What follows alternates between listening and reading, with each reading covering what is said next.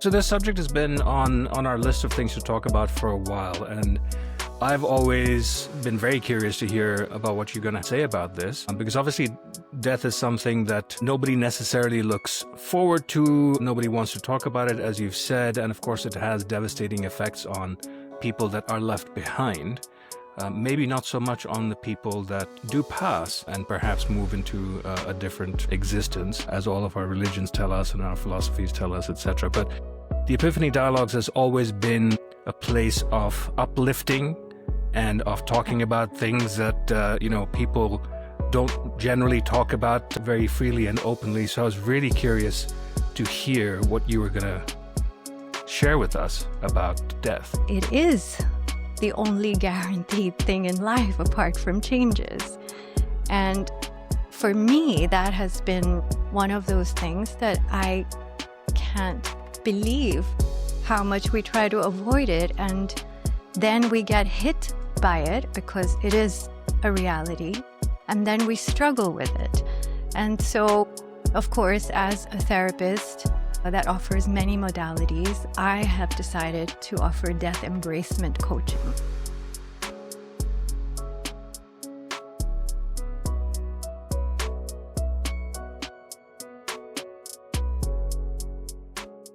Well, look who's back. Finally. It's been a long time, Nick. Nikki's back. Back Yes, again. baby.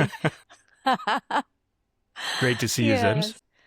You too. I had promised, or at least intended, to have you back for at least 1 or 2 episodes in this season. So thank you for being kind and being present. I really appreciate it. And I have to say, I've really missed you at the front of the camera because it's just like you're kind of my comfort blanket. And I feel less nervous when you're around. So yeah, it's good to have you back. It's great to be back. For what it's worth, you don't seem nervous at all. Of course, I've been working on all of the episodes in the background, and you've been doing a fantastic job, just killing it every episode. So kudos to you. I think there's many, many more episodes that we can look forward to where you're going to carry the Epiphany Dialogues. Thank you so much. Couldn't have done it without you. You know that. I'm sure you could have, but I'm glad I was a catalyst to helping you get here.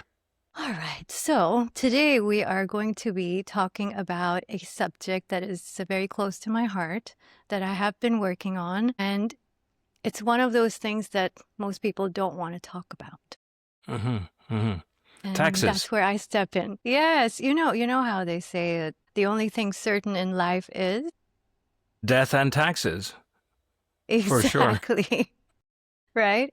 And so, yeah, this is like something that we've all grown up hearing, and we're all aware of it. And we use it mostly like sardonically, sarcastically to talk about taxes, not so much about death. Death kind of gets just kind of put into the, background. But yes, it is the only thing certain in life, if you take out taxes for this purpose, is change and death. And Right. these are exactly the 2 things that most people do everything in their power to resist and avoid, right? Right. They do their best to resist change, even when it may be for their best. They get stuck in their comfort zones and they stay in them until at times life has to push them out so that they can grow and become more. So we all have this, avoidance of change. And more than that, we have this avoidance of death. People don't necessarily want to talk about it. They don't do well with it. It's all like, kind of meant in the background, but not really talked about up front. They don't want to think about it. It's uncomfortable. And people are just trying to look away from it as much as they can and just trying to do everything that they can to biohack and live longer because of this avoidance of death. However, it is the only guaranteed thing in life apart from changes. And for me, that has been one of those things that I can't believe how much we try to avoid it. And then we get hit by it because it is a reality. And then we struggle with it. And so, of course, as a therapist that offers many modalities. I have decided to offer Death Embracement Coaching. Hmm. Yeah, What so do you this think this about subject, that? so this subject has been on our list of things to talk about for a while, and I've always been very curious to hear about what you're going to say about this, because obviously death is something that nobody necessarily looks forward to. Nobody wants to talk about it, as you've said, and of course it has devastating effects on people that are left behind.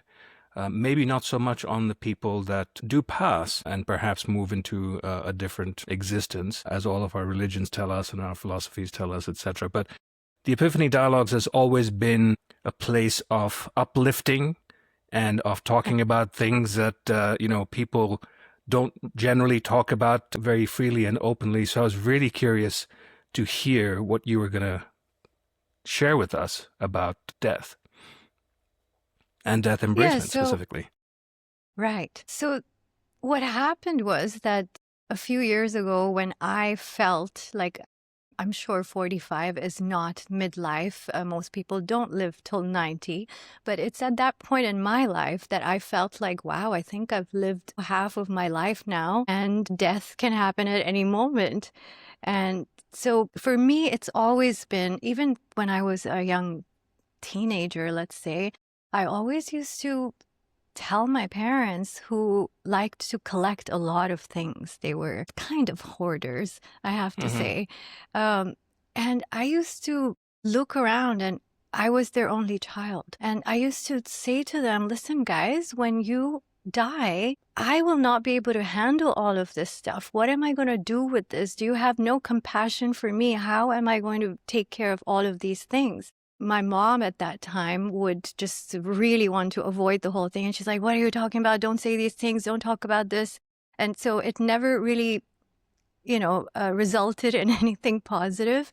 But I recognize that I have this, realization of death, that it is very real, and that people should care about the people that they leave behind, because if you love them, that you don't want them to be handling all the grief and then everything else that goes with it. So I had this idea in my mind for decades now. But of course, as I grew up, I realized that people don't really want to talk about it. So it just kind of went into the recesses of my mind. But then again, when I turned 45, I realized that, okay, I need to be responsible for my life. And I started thinking about what I want to do with the things that I leave behind. And I don't want to put my husband in that position where he has to take care of things. And I realized that with my work, I charge for packages which people pay for in advance, and then they use as and when they need it. And I realized that, no, I don't want, like, if I pass away at some point unexpectedly, I don't want him to be left behind handling all of this money that he needs to pay back to people and all of that. And, that's just cruel. And so I decided to do away with the packages and just give them the per session rate discounted, which used to Mm-hmm. be the package rate.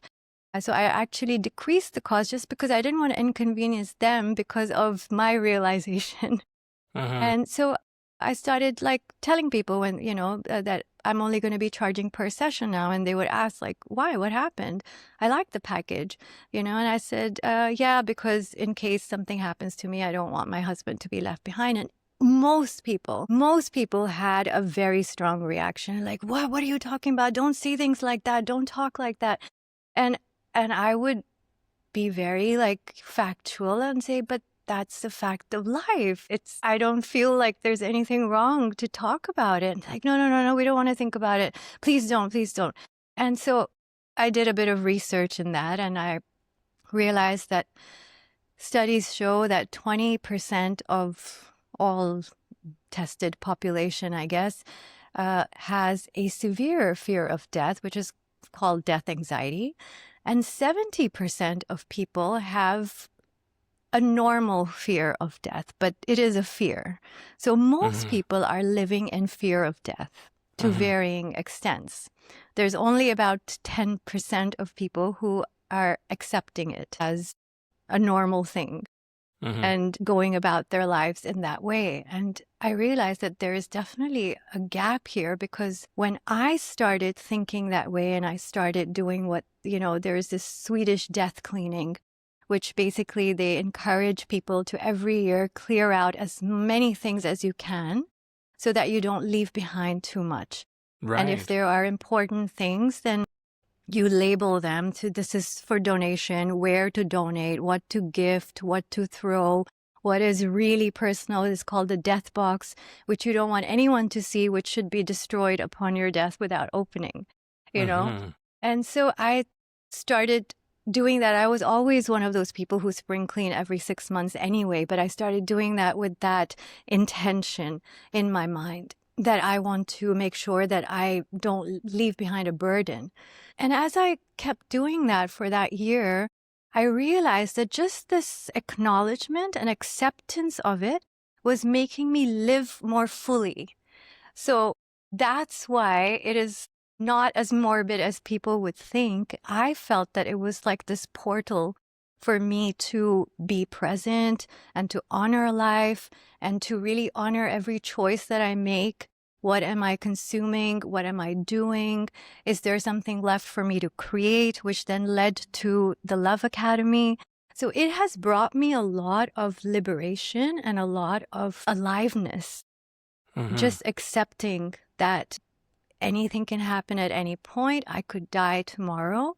And I want to make sure that my loved ones are not burdened more than the grief that they will have to endure, but also that I am really becoming intentional about what I buy, what I keep, and I keep giving away things as soon as I'm done with them. So it has really been very meaningful and very uplifting for me, ironically. People may not realize this right now. And that's what led me to design a coaching program for death embracement, for people who maybe listen to this and recognize that, yes, it is an important part of our life and they would like to include that in their daily life.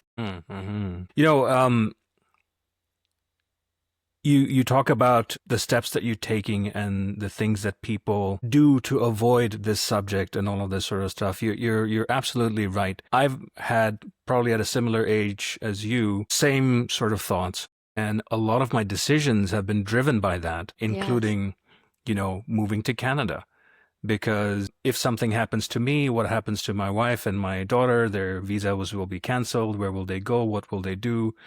Shedding off a lot of physical things that we've accumulated in our lives and keeping those things that are a little bit more meaningful and focusing more on experiences, spending quality time with them, with friends, with family members, and having those memories that will be with us throughout this life and probably the next life as well. And those feelings that those activities generate, rather than accumulating objects which might excite you for 10 minutes a day or two or something like that, but eventually they become meaningless over time. And so I'm completely with you on this idea. So tell me more about how your death embracement coaching sessions work. So I've divided the process into 4 parts.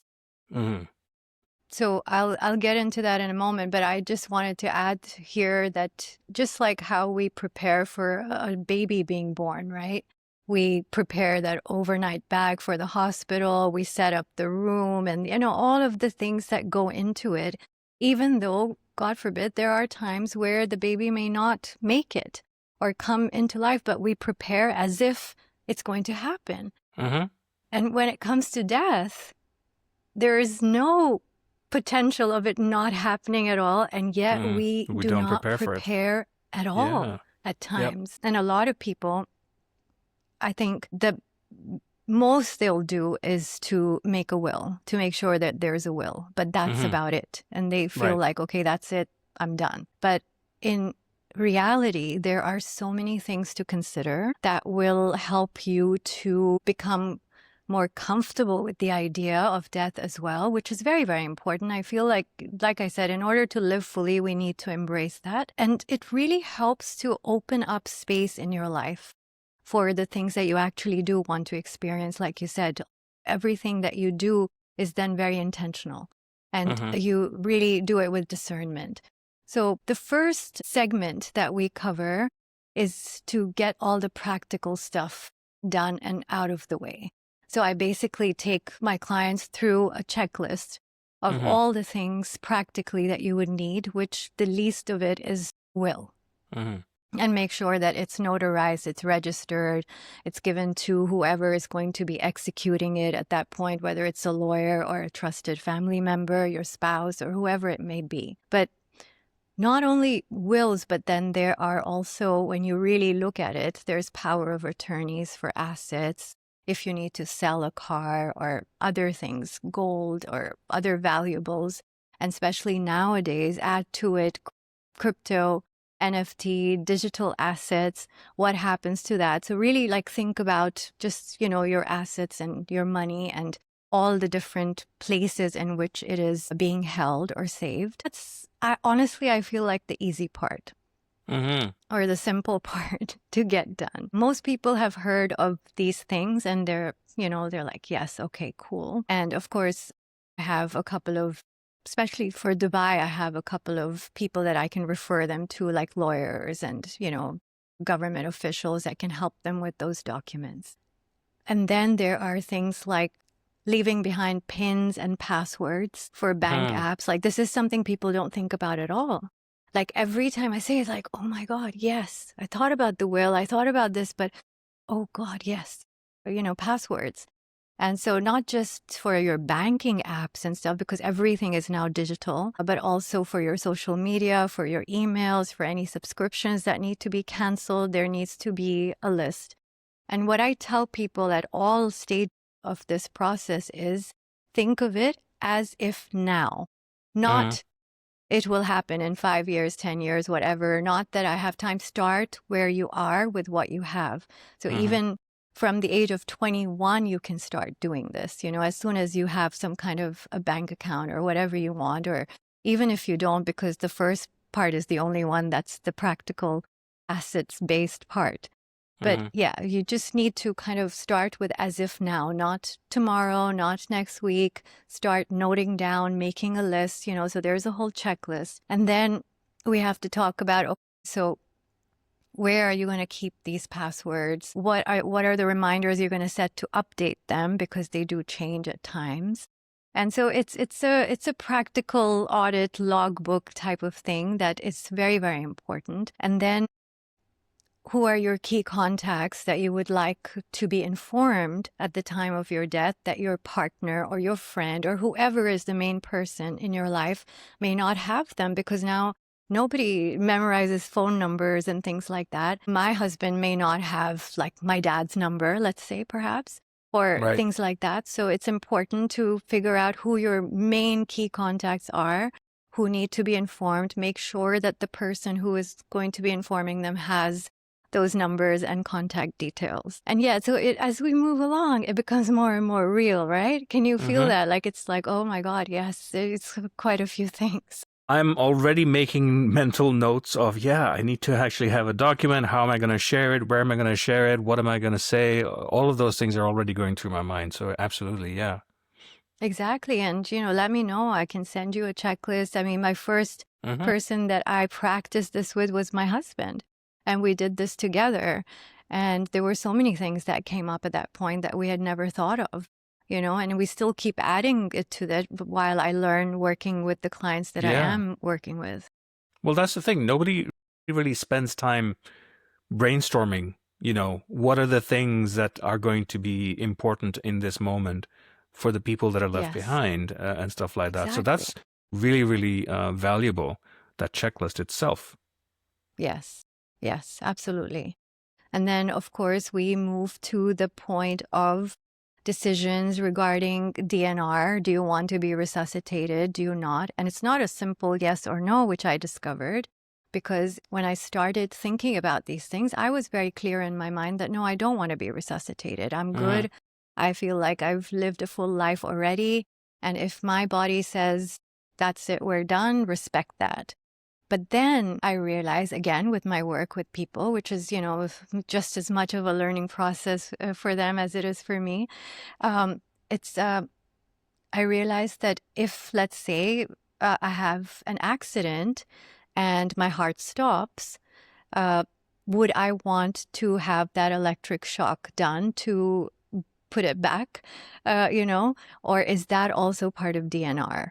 Is my DNR only when I am like old and, dying a natural death and in a coma and the body shuts down and then there's no point in keeping me alive? Is which DNR am I talking about? Let's get specific, right? Right. Yeah. And even at a younger age, if it's just a question of my heart stopped, do try to get it back online versus I've been comatose for a month. Yes. Right? And is a month enough? Because people come back after even longer times of being in a coma. True. And stuff like that. So definitely worth thinking about for sure. Yeah. Yeah, no, for sure. It's worth thinking about. And I realized that as ready as I am to go at any point, I realized that no, if it's that kind of a thing where it's an unexpected or untimely, as we say, accident that happens, and if my heart stops, no, give it a shot. It's okay. Like obviously if it's my time, then I won't come back anyway, but no, give it a shot. But definitely do not resuscitate if I'm in a coma and it's just machines that keeping me alive. So that was a clear difference. And it's really important because whoever is going to be making these decisions, it's an act of compassion for them to be clear, because people like on the other side who are making these decisions, your loved ones, are always going to try and err on the side of doing too much rather than doing too little and then live with that guilt or doubt. You have to give that to them so that they don't have to go through that also, Yes. So yes, it's absolutely. really an act of love that you're doing in these sessions. You're we absolutely right. Most people will try to hang on to their loved ones as much as they can, do everything that's possible, to keep us here with them because maybe they want to be here and they're looking to me to help them get through this and, all of this sort of stuff. So you're just very clearly laying out what you want as a human being, as a soul. Yes. It makes it so much easier for them to decide and to feel comfortable with it as well, and feel grounded in that decision and not like doubt it back and not feel forth forever. guilt for the rest of their lives about whether they made the right decision or not and all these things. Either way, right? Exactly. And so we have discussions about organ donation. Are you already a registered donor? Would you like to register? And all of that. So that's an important part as well for many people. They've recently started the ability to donate organs here in the UAE. So, my husband and I got the passes and we've registered to be organ donors. And so if anyone doesn't know that, for UAE, it's possible now. And then we talk about more things that people don't necessarily want to talk about, which is end-of-life care. So say you do live a natural long life, or and so in terms of end-of-life care, physical and mental, they're called advanced care directives. What kind of care would you like? Would you like to be in a hospital? Would you like to be in a hospice? Would you like to be at home? Can we afford that? What is your insurance like? Things. And of course, all of this is as if now.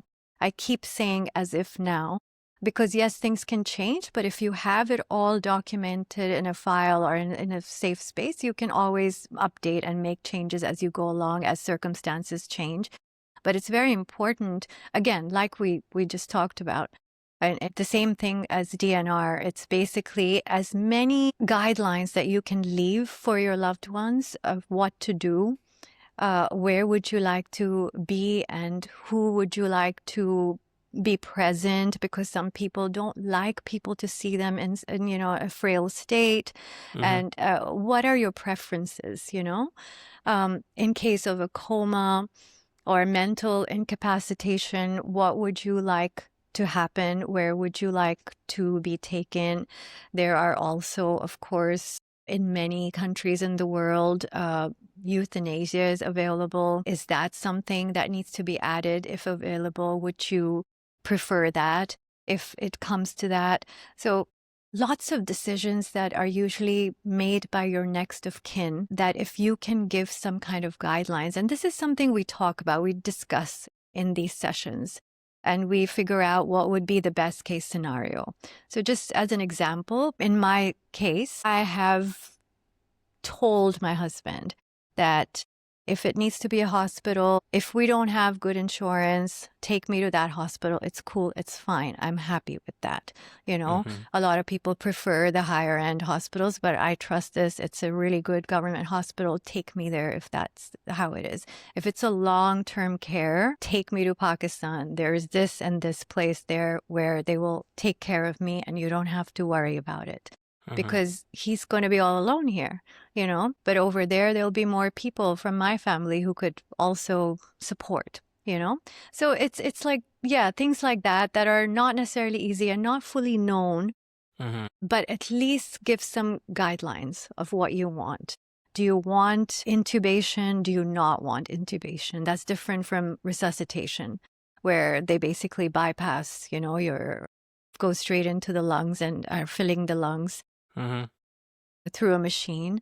Do you want that? Because it is quite traumatic.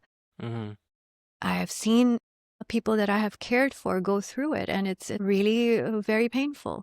So we go into details of that, definitely, and talk about whatever it is that we can that can help leave a guideline, but also it really helps for you in that position to know what you want and what you don't want. It's easier because you've thought about it. Right. You're not getting into a situation that now it's out of your control. You can't communicate, or people can't be confident that you're communicating within your mind, within your ability to reason things out and stuff like that. Yes. And I think one very important point as well is you might have these conversations with your loved one who's immediately around you, your spouse or whatever, but unless you write these things down, you might get into the situation where other family members are now fighting you. Yes.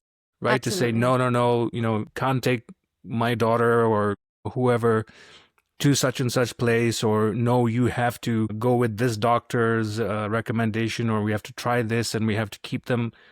All of those things can be avoided. It's a very, very challenging situation that many people go through all the time. So very important to make it all clear and have a good idea of what you want to happen. Yes. Yeah, amazing. Yes. And also it's important that you have chosen one next of kin, but then you also choose one other person that we call the proxy caretaker, who, in case the next of kin that you have appointed is not able to, steps in and takes care of everything else that has been documented, so they have an easy path to follow. Because sometimes it happens that the main person that you thought would be able to make these decisions is broken emotionally, or not available, or has, some kind of reason for not being able to take care of it. And so that, again, is an act of kindness to make sure that there's one other person that perhaps can step in and share the load or take care of it completely. Yeah, absolutely. And these are not easy things, to figure out. You have to spend a little bit of time thinking about, And of course, it's all open to be updated and changed, because yes, your best friend today may not be your best friend by then, or may not be around, and so they wouldn't be the right proxy caretaker for the execution of everything that you have noted. So you have to just be open to updating. But it keeps your mind open as well in terms of scanning your surroundings and seeing what those relationships are that you can entrust with this kind of responsibility. So, given that people have such a difficult time even thinking about death, much less planning in such great detail down to pins and passwords about it, Is there a part of your sessions getting people to be comfortable with the idea of death itself? Yes, absolutely. That's the fourth part, but sometimes it becomes the first part if they belong to the category of people who are not comfortable with it. Then we do that first before going into the practical stuff. Sometimes even if they are a little bit uncomfortable, actually starting the way that we have with the practical elements actually helps to calm that down a little bit, because it gives them a sense of control. Because the one thing that keeps coming back in terms of, so what is it that makes you afraid of death, is not being in control. So it depends. It's an intuitive process, obviously. So, I speak to them first. It's always a consultation first, just to see where they're at, what their views are about death, how they feel about it. And then we take it in the sequence that works best. And it can be any of these four shuffled around. But usually it helps to get the practical stuff out of the way and done, because it gives a sense of control. So, in your experience, has it just been largely people's feeling of a lack of control is what they're afraid of as far as death is concerned? Bottom line, it boils down to that, like even the fear of being incapacitated or ill or unwell physically is not being in control. So it does pretty much boil down to that. But of course, there are some cases in which there are deeper reasons, there are deeper things that we need to work on in order to get them to that place where there is a little more openness to acceptance. But this process is actually really good for people who are quite fearful of death, because it really does not just make them feel like they're more in control, but it makes it feel real in a comforting way. And you'll see what I mean about that when we talk about the other sections of the program. Let's do that. Let's get into it. Okay, so the second part is all about after death. So it's, of course, starting off with when and how and where you want to be laid to rest. Do you want a burial? Do you want a cremation? Do you want something else that might be more appropriate for you? And then, of course, we actually get into a really fun session. If you want it to be, it's all about planning your funeral. And that usually has been, again, one of those sections of this program that make it a lot more human and a lot more lighter for people when they plan their own funeral. And that, again, is very important, because if we kind of believe that the soul hangs around for a few days after it's passed away just to kind of watch over what's happening. Is my body, respectfully taken care of? Is everything okay? Then they would enjoy watching their funeral as well, is what I feel. So we get into a lot of details in that as well. Who do you want to invite? How do you want the news to be shared? Do you want it to be sent by a text or email or a video? Do you want to leave behind a video announcing it? It really depends. I mean, there's a lot of people who want to actually make a production out of it, because yes, I went out with a bang, and it can be fun, like I said, to plan it. Do you want a theme? Do you want certain types of food that you like to be there? Do you want them to leave some kind of notes or letters for you in a book, so that it's like a memory book given to your loved one? Things like that. There's so many things in there. Like it's just a lot of fun. One of my clients who I have a good one. with, I have a good one to add to that. Go. Yeah. You can set up scheduled emails that can go out to different people, to your loved ones at specific moments of time that you might not be around for. Yes, of course. Yeah, no, absolutely. See, that's an amazing idea. Hi, everyone. We just wanted to take a quick moment to thank you for being here with us at the Epiphany Dialogues, where curiosity meets consciousness. If you're enjoying this episode, please hit the like button, follow, subscribe, and share with like-minded people. And you're also welcome to join our conversation. If you have an epiphany to share, please leave us a comment or email us. Details are in the description below. And with that, back to the episode. So we just, there's one of my clients who actually was very clear that she wants to be cremated, but at the funeral, she wants a coffin. And she wants spray paint so people can do graffiti on it and tag it. So cool. And then I was like, so where will it be kept? Oh, and she's like, no, just put it in the incinerator after. I just want them to have fun with it. And that was so cool. I was like, wow, Yeah. there are no rules here. Yeah. One of my love languages is food. So for me, it's very important that the people who come to my funeral get all the food that I love, which is mainly potatoes, bread, and egg. Okay. So there has to be lots of stations serving a lot of these comfort foods of mine.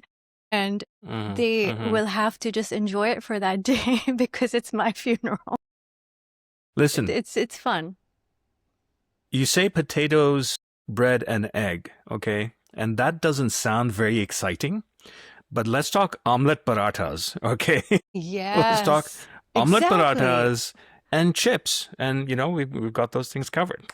An aloo paratha, right? I mean, Yes. we can just have paratha stations. I would love that. I'm cool with that. Thank you. But yeah, all the varieties of eggs and potatoes and bread, everything that you can think of with lots of butter. So yeah, I have very specific, like we have emails that we've shared, Arafat and I, my husband and I, and it's full of all of these things, like the serious stuff, the fun stuff, like, for me asking him, do you want like a cosplay event at your funeral?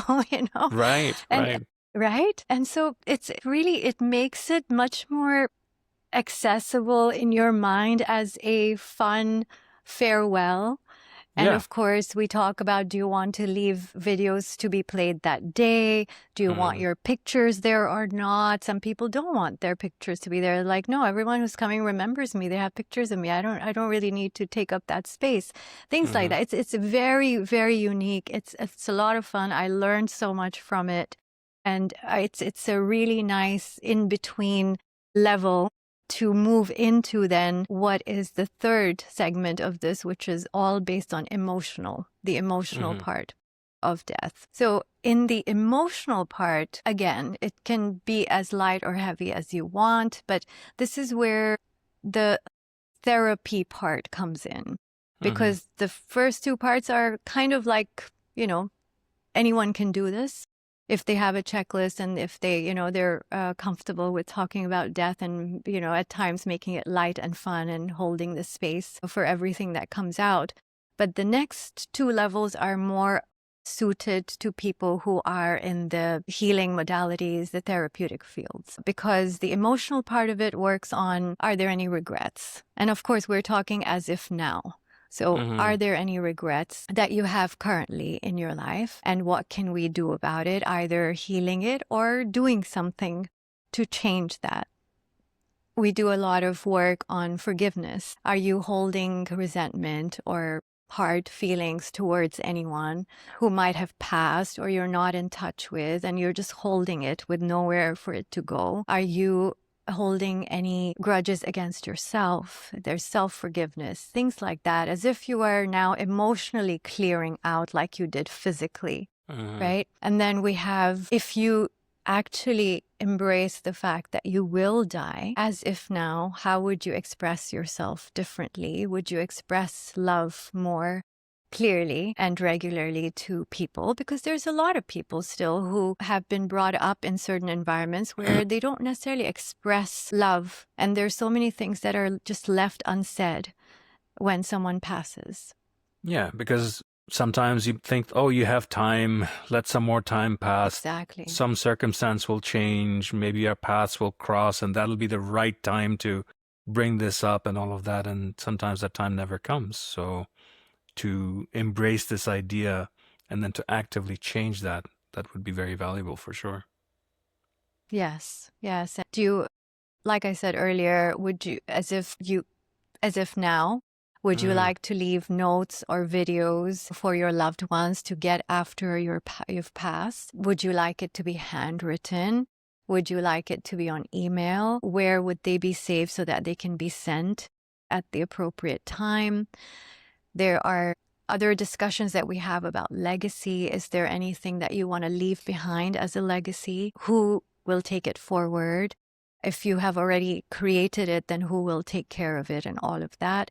But if there is anything that you really want to do that you haven't done yet, which in my case was the Love Academy, and it really was, a catalyst for the Love Academy, this self-introspection that I did. And I realized that, yeah, no, that would actually be a regret. If I don't do it and I die tomorrow, that would actually be something that feels not right in my heart, that I didn't do that. And so it really, for the next 3 years from there, became my big focus. And now when I think about it, I feel like, yeah, I'm good. That will be the legacy. That will be something that I wanted to do, that I have done, that I will continue to do as long as I live. But I've done it, you know? And so there's lots of people with lots of little, big, small, medium wishes in their heart. It doesn't have to be anything noble or huge or world-changing. It needs to just be something that you would, if you were to imagine your death today, anything that comes to your mind that, oh, I wish I would have just taken a chance. I wish I would have at least tried. Then I, as your therapist, your coach, gets you started on what are the steps, what can we do, how do we make this work. And that's where the whole thing about this portal that opens up to living more fully, more aligned with your values. We talk about your values. It's a really good segment, this one, the emotional part, because people are often surprised at what turns out to be their values. And then they realize that, wow, I've spent 3 decades not really living in alignment with my values or in expression of my values. And that is something that I want to change. It doesn't even have to be something that you create or, leave behind, but it just puts you in alignment and you start choosing better, creating better, living each moment better based on those values. That's amazing. How long has Death Embracement Coaching been around, Zims? Well, as per my research around the world, I have not come across anyone who offers this kind of a program that I'm offering.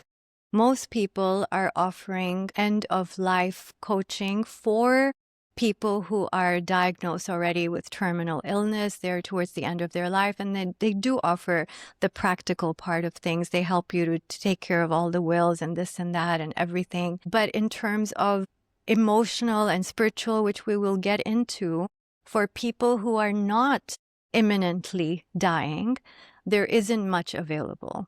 What they have in the West are actually called death doulas. So doulas, for people who are not aware, are midwives. They bring children into the world in a natural manner without the doctors and hospitals and things like that. And they're highly revered by a lot of people, and a lot of modern people are now reverting to doulas for home births and natural births. And so what came up on the other side of the spectrum of life are now death doulas.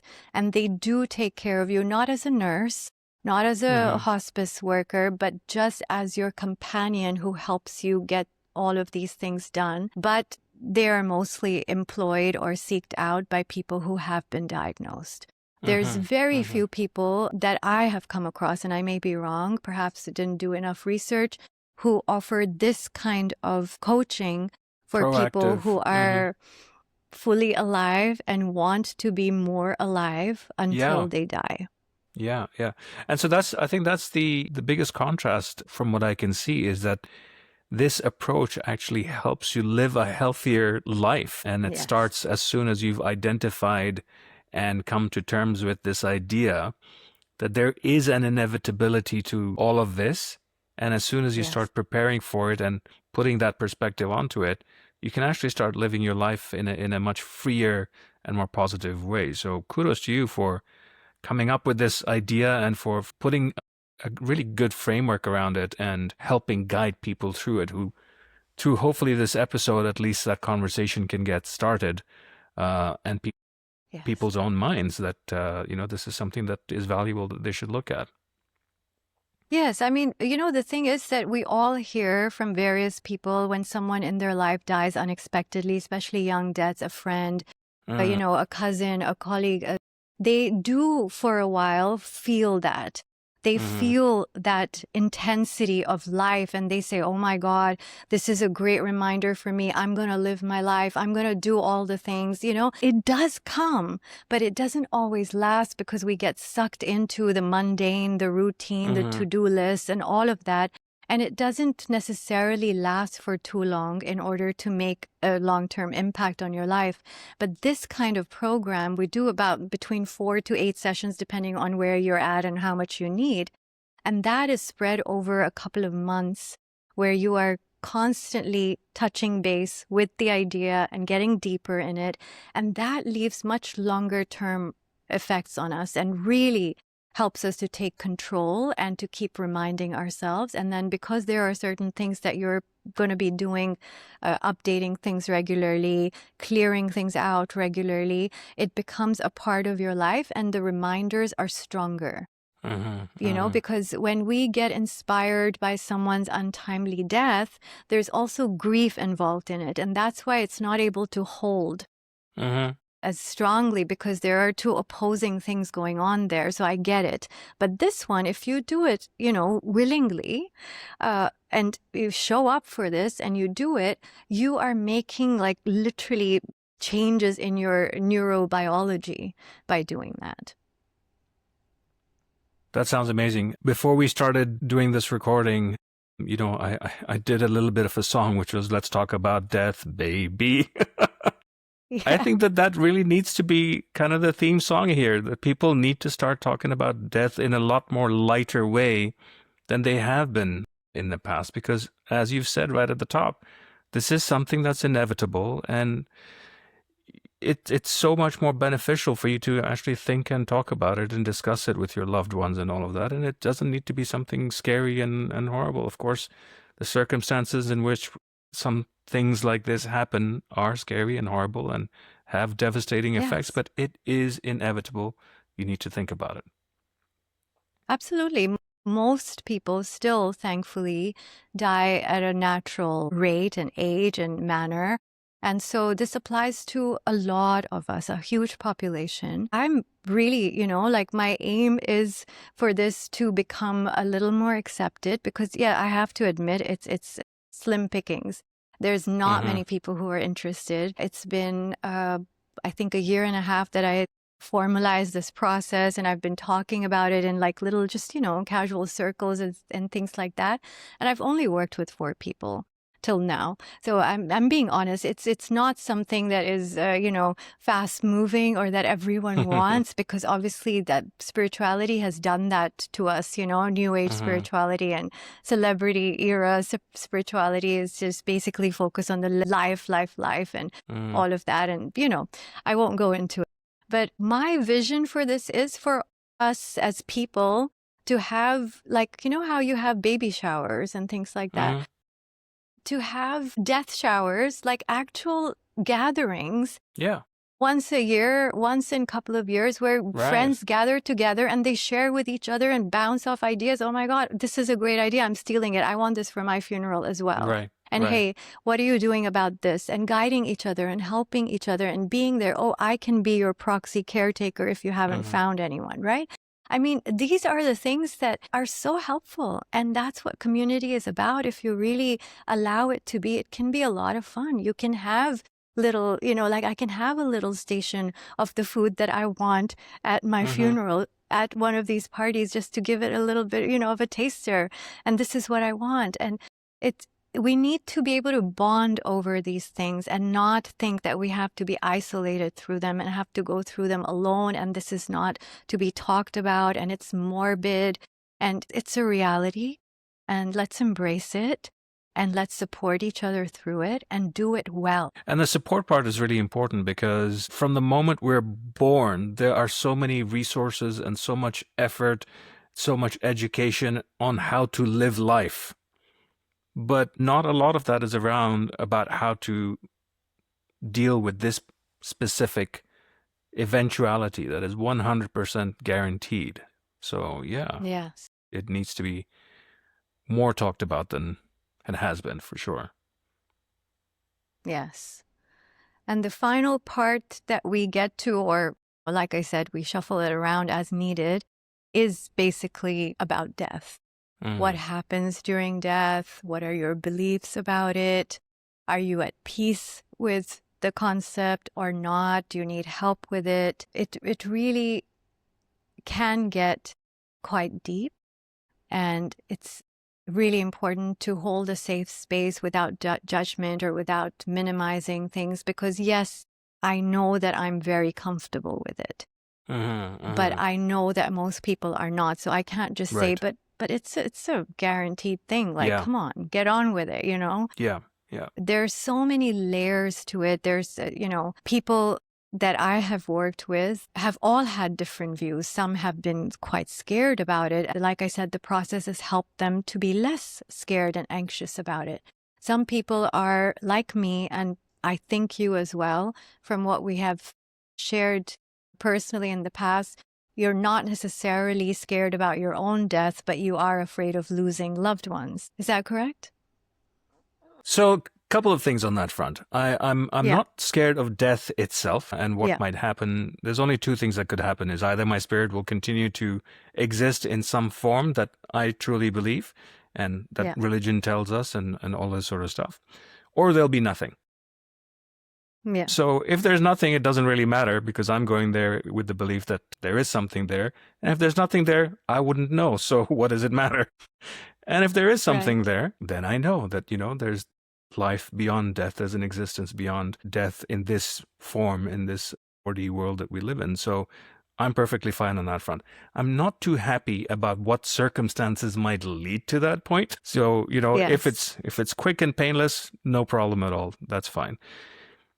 The issue for me is always, and I think probably in all of the people that you have come across through your work, is the effects that your death has on your loved ones, the people that you leave behind, some of the things that they have to deal with potentially their whole life, like I dealt with the loss of my mother when I was 5 and she was 27. And even Yes. more recently with the loss of my father, who passed away about almost 11 years ago now. Even with all of the therapy and understanding and acceptance of this part of life, it's still very difficult as somebody who loves their parent or loves their loved one to continue to be here and not be connected to that individual anymore. So those are the things that, are things, again, that need to be talked about and dealt with and addressed before it's too late. Exactly. That's exactly it. Everyone has a different angle or perspective on what makes death unpalatable or difficult to approach. And so, yeah, we talk about all of these things. What about it is painful? What is it that you are afraid of?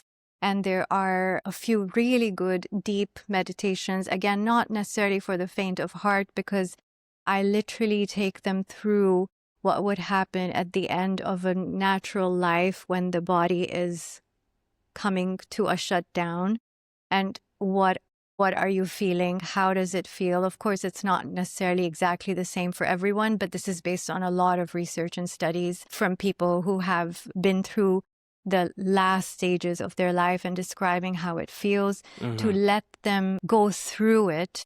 Like how sometimes we do a past life regression and we go to the moment of death, and then the death happens and the consciousness lifts up and looks at things from above, from a vantage point. It's kind of like that, but more scientific, based on what's happening in the body, how the breath is getting slower, how the mind is just kind of, also slowing down, things like that. And that I was hesitating because I felt like maybe that's a little bit too far. But again, because it helped me and I made certain changes to the flow of it and how it goes, it has actually become a very helpful tool for people to find peace in that space, to know that whatever is happening at the end, like you said, what are the circumstances leading to it? So whatever is happening in the body is something that it's natural, that it can handle to the point that it can, and then it actually makes you unconscious. It doesn't necessarily, the person going through it doesn't necessarily feel the pain as much as the onlookers do. And again, So it's yeah. knowing what happens in more detail gives you that sense of control, that this is what to expect and, this is how it is, and rather than just living in the fear of what will happen, right? So that's definitely very valuable. You mentioned that you've done only a few of these sessions with some people, but are there any memorable things that you can share with some of these sessions that you've had, without naming names, obviously? Yeah. So, I mean, every session, like I said, or every process of this, coaching is so different and so unique, of course, to each person that I've worked with. But what has really surprised me and uplifted me is how well people sometimes respond to just talking about death, because it's not talked about, that it's so liberating, that they're like, oh my God, like, all these things in my mind, because Yeah. obviously we're not like, it's not like we're not thinking about it at all, right? Right. And they're just like, wow, this is a safe space where I can literally just talk about, oh my God, I don't know what's going to happen to my body. I don't want to be dependent on people. I don't, there's so many things that come up, which for me has been so amazing to witness people feeling lighter talking about death. That has been the main thing, like, literally across all of these people. The one thing that really surprised me a lot was when I was practicing this flow with my husband, and I explained to him about, all the things that we have. And you have a lot of stuff, like he has a lot of action figures, thousands of comics, so many things, cards and, trading cards, so many things. And I was like, listen, I love that you collect it. It's your passion. I would never ask you to not, but I need to know, because it's overwhelming to me, that if you're no longer there, what am I supposed to do with this stuff? I don't even know if some of it is valuable, if some of it is just, trash, if some of it has sentimental value. Like, I don't know what to do. Do I sell it? Do I donate it? Who do I gift it to even? You have to leave me a note about these things. And it clicked in his mind that, oh, wow, like this is going to be a burden. Right. It's a source of joy for me, but it's going to be a burden for her. Literally after we finished that conversation, and I, sent an email that, this is your homework, please figure out, blah, blah, blah. He went straight up to that room. And he spent 2 hours there. He was like, there was something that energized him, to actually say, oh my God, I didn't realize that I'm on it. And I felt like really heard and really respected and loved in that moment, because I was like, wow, because he came back down after 2 hours. He's like, I've decided I'm going to get rid of a few things. I'm going to start giving them away or selling them, because I actually looked around and I realized that I don't need all of that. I've enjoyed them for a few years. And it was perfect timing, because we were, we didn't know at that point, but we were going to be moving home, so we would have less space. And he had already figured out what he's going to bring to this new place. So there have been very ignition moments that I've noticed across this. For me as well, as a person who is offering this, it's like, wow, when I created this and I started offering it, was more on a practical level for me, that this is helpful. Yeah. I did not realize the depth of healing and liberation that it will bring people. So it's been beautiful. That's amazing. That's amazing. So yeah, the idea basically is that we want this process to bring people closer to their life every day, and to live life in a manner that is wholesome and is grounded in the fact of it will end. So I should live it fully, and I should live it aligned with my values, and leave behind as little as possible for others to go through after I leave. Yeah. Unbelievably thoughtful. I really hope that a lot of people will listen to this particular episode and share it with people that they care about. And some of these conversations, these dialogues, can take place with that segment of people, and people really to start thinking about how to live their life better by looking at this one inevitability that will happen for all of us. Yeah. Zims, thank you so much for sharing your knowledge, your experience, and your thoughts about this touchy subject that needs to be talked about a lot more. And it's been really lovely to see you again. I feel like I'm being the host over here because I've kind of gone back into the host Yes, mode. I love it. But it was great being your guest on the Epiphany Dialogues today. No, I love being your guest, so please keep it that way for this one. And thank you so much, really, for holding space for this conversation. I really appreciate it. I wouldn't have had it with anyone else. Thank you so much. I feel honored to be the one that you feel safe talking about this with. So lovely to see you, Thank and you. see you again soon. Absolutely, we will.